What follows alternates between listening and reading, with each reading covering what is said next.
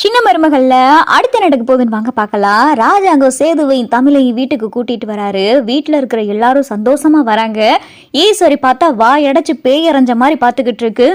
வீட்டுக்கு போனமா வருவான்னு பார்த்தா இப்படி உசுரோட குத்துக்கல் மாதிரி வந்து நிக்கிறாளே அப்படின்னு சொல்லி ஈஸ்வரி திருன்னு முழிக்க அப்பத்தா வேகமா ஓடியாந்து கேட்குறாங்க, தமிழ் உனக்கு ஒன்றும் இல்லைல்ல அப்படின்னு சொல்லி அப்பத்தா பதறவும், ஐயோ அம்மாச்சி எனக்கு ஒன்றும் இல்லை, நான் நல்லா இருக்கேன் அப்படின்னு சொல்லி தமிழ் சொல்லிக்கிட்டு இருக்கல, அடி மோகனா போய் ஆரத்தி கரைச்சி எடுத்துட்டு வா, யாரு கண்ணு பட்டுச்சோ தெரியல, தலைக்கு வந்தது தலைப்பாகையோட போச்சு, நல்ல வேலைக்கு என் பேரை சேதுவுக்கும் தமிழுக்கும் ஒன்றும் ஆகலை அப்படின்னு சொல்லி அப்பத்தா சொல்லிக்கிட்டு இருக்கையில மோகன் ஆரத்தி எடுத்துக்கிட்டு இருக்காங்க. வீட்டுக்குள்ள சேதுவையும் தமிழையும் ராஜாங்கம் கூட்டிட்டு வராரு.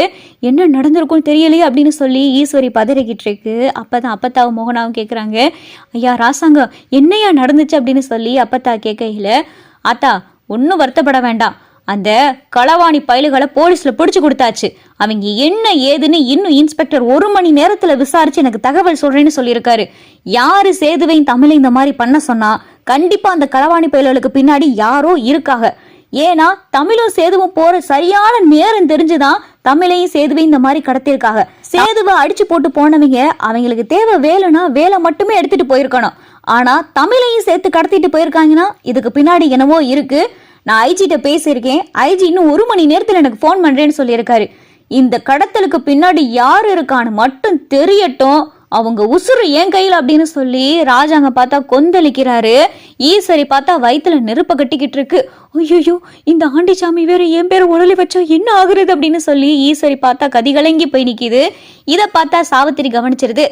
என்ன மதினி, உங்க கண்ணுல ஒரு மரண பயம் தெரியுது, என்ன இது எதுவும் நீங்க செஞ்ச உள்குத்தா அப்படின்னு சொல்லி சாவித்திரி கேட்கவும், ஐயோ அத்தாச்சி நீங்க வேற, நான் ஏதோ தமிழ் சேதுவும் நல்லபடியா வந்துட்டாங்கல்ல அந்த சந்தோஷத்துல வாயடைச்சு போய் நிக்கிறேன் அப்படின்னு சொல்லி ஈஸ்வரி பார்த்தா அப்படியே மழுப்பிக்கிட்டு இருக்கு. சரி அத்தா, வளகாப்புக்கு நேரம் ஆச்சு, சட்டு புட்டுன்னு எல்லா ஏற்பாடையும் பண்ணுங்க அப்படின்னு சொல்லி ராஜாங்க சொல்லிக்கிட்டு இருக்கையில, மலரு இதுல நகையெல்லாம் இருக்கு, போய் தமிழை கூட்டிட்டு போய் அலங்காரம் பண்ணி கூட்டிட்டு வா அப்படின்னு சொல்லி மோகனா கொடுக்கவும் மலரு தமிழை கூட்டிட்டு போறாங்க. தமிழுக்கு பார்த்தா அலங்காரம் நடந்துகிட்டு இருக்கு. அப்பதான் மலரு கேக்குறாங்க, ஏன் தமிழ் அங்கே வந்தவங்க வடநாட்டுக்காரவங்க தானே சொன்னேன், அது எப்படி தமிழ் வடநாட்டுக்காரவங்க உன்னை ஏன் கடத்தணும் அப்படின்னு சொல்லிட்டு இங்கே பார்த்தா மலரு கேட்கையில, அக்கா இதுக்கு பின்னாடி ஒரு பெரிய சதியே இருக்குக்கா, நானும் அவரும் போற நேரம் கரெக்டா எல்லாமே கணக்கு பண்ணி தான் அவங்க வந்திருக்காங்க. அவங்க வந்தது வேலையும் கடத்தணும் ஒரு காரணத்துக்காக, அதோட உசுரையே எடுக்கணும்னு தான் வந்திருக்காங்க அப்படின்னு சொல்லிட்டு தமிழ் சொல்லவும், ஐயோ தமிழ் என்ன சொல்ற அப்படின்னு சொல்லி மலரு பதறவும், ஆமாக்கா அவங்க முக்கியமா என்னை கொல்லணும் ஒரு காரணத்துக்காகத்தான் என்னையவே கடத்திட்டு போயிருக்காங்க, அவரை எப்படியாவது தடுக்கணும், என்னைய கடத்தி கொலை பண்ணணும், அவங்களுக்கு தேவையான வேலையை எடுத்துக்கிறனும், என் உசுரை எடுக்கணுன்றதுக்காகத்தான் என்னைய கடத்திட்டு போயிருக்காங்க, இதுக்கு பின்னாடி இருக்கிறவங்க யாருன்னு எனக்கு தெரியும் அப்படின்னு சொல்லிட்டு தமிழ் சொல்லவும், யாருன்னு தெரியுமா, அப்புறம் நீ மாமா கிட்ட சொல்லல அப்படின்னு சொல்லி மலரு கேட்கவும், எதுக்குக்கா, வேணாம் போனா போகுது பொழைச்சு போகட்டும்னு சொல்லி விட்டுருக்கேன், எனக்கு தெரிஞ்சதை நான் மாமா கிட்ட சொல்றதுக்கு எனக்கு ரொம்ப நேரம் ஆகாது, நான் இங்கே என்னை அந்த அடியாட்கள் கடத்தி வச்சிருக்கையில அப்போ ஒருத்தனுக்கு ஃபோன் வந்துச்சு, அவனுடைய ஃபோனு கீழேயும் விழுந்துச்சு, அதில் பார்த்தா ஆண்டிச்சாமின்னு பேர் போட்டிருந்துச்சு, ஆண்டிச்சாமி யாருன்னு உங்களுக்கு தெரியும்ல அப்படின்னு சொல்லிட்டு தமிழ் கேட்கவும், தெரியும் மாமாவுடைய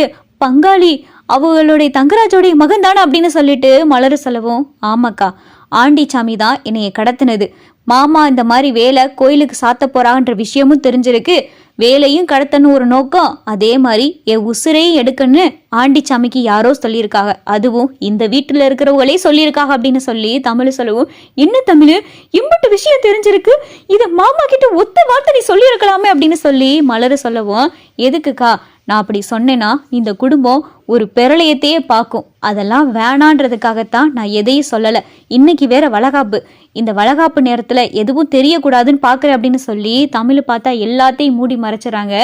ஆனால் மலருக்கு பார்த்தா மனசே கேட்க மாட்டேங்குது, இதை எப்படியாவது சேது மாமா கிட்ட சொல்லியே ஆகணும் அப்படின்னு சொல்லிட்டு மலரு தமிழ் அலங்காரம் பண்ணிக்கிட்டே இதை மனசுக்குள்ள நினச்சிக்கிட்டே இருக்காங்க. தமிழும் பார்த்தா அலங்காரம்லாம் பண்ணி வரவும் சேதுவையும் தமிழையும் சேர்ல உட்கார வச்சு வளகாப்புக்கான ஏற்பாடெல்லாம் நடந்துகிட்டு இருக்கு. அப்பதான் பார்த்தா சரியான நேரத்துக்கு போலீஸும் வராங்க. ஐயா வணக்கையா அப்படின்னு சொல்லிட்டு ஐஜி வரவும், வாங்க சார் வாங்க, என்ன அந்த களவாணி பயல்களை பத்தி எதுவும் விவரம் தெரிஞ்சா, அவங்க எதுக்காக என் மருமகளை கடத்தினாங்க, என் மருமகளை கடத்துறதுக்கான நோக்கம் என்ன அப்படின்னு சொல்லிட்டு இங்க பார்த்தா ராஜாங்க பட்டுன்னு கேட்கவும், அப்பதான் ஐஜி சார் உங்ககிட்ட கொஞ்சம் தனியா பேசணும் அப்படின்னு சொல்லி கூப்பிடவும் இங்க ஈஸ்வரிக்கு பார்த்தா வயித்தையே கலக்க ஆரம்பிச்சிருது. ஐயோ போச்சு, இதுல என் பேர் இருக்கு தெரிஞ்சிச்சுன்னா இன்னைக்கு நான் உசுரோடு இருக்க மாட்டேனே அப்படின்னு சொல்லிட்டு ஈஸ்வரி பயந்து போய் நிக்கிது. அப்பதான் ராஜாங்கத்துக்கிட்ட ஐஜி சில விஷயங்கள்லாம் சொல்றாரு. சார், இவங்களுக்கு கூட்டாளின்னு ஒருத்தன் இருக்கான், அவன் பேரு ஆண்டிச்சாமி. அவன் தான் இந்த மாதிரி உங்களுடைய வேலை கடத்த சொல்லியிருக்கேன் அப்படின்னு சொல்லிட்டு ஐஜி சொல்லவும், ஆண்டிச்சாமியா அப்படின்னு சொல்லி ராஜாங்கத்துக்கு பயங்கரமா அதிர்ச்சி ஆகுது. ஆமா சார், ஆண்டிச்சாமின்றவனுக்கும் இந்த கடத்தலை சேர்ந்த ஒருத்தனுக்கும் ஃபோன் பார்த்தா அடிக்கடி போயிட்டு வந்துகிட்டு இருக்கு. இவங்க 2 பேரும் அடிக்கடி கணக்கில் இருந்திருக்காங்க. அந்த ஆண்டிச்சாமியை பிடிச்சி விசாரிக்கும் போதுதான் சில விஷயங்கள் தெரிய வந்திருக்கு. அந்த ஆண்டிச்சாமி உங்களுடைய வேலை கடத்துறதுக்கு ஒரு நோக்கம் வச்சிருந்திருக்கான். அதே மாதிரி உங்களுடைய மருமகளையும் கடத்தணும் அப்படின்னு சொல்லி ஒரு நோக்கம் இருந்திருக்கு அப்படின்னு சொல்லி ஐஜி சொல்லவும் இங்கே ராஜாங்கத்துக்கு பயங்கரமான அதிர்ச்சி. ஆண்டிச்சாமி நம்ம அண்ணன் மகனாச்சு அப்படின்னு சொல்லிட்டு ராஜாங்கம் பயங்கரமா அதிர்ச்சி ஆகுறாரு.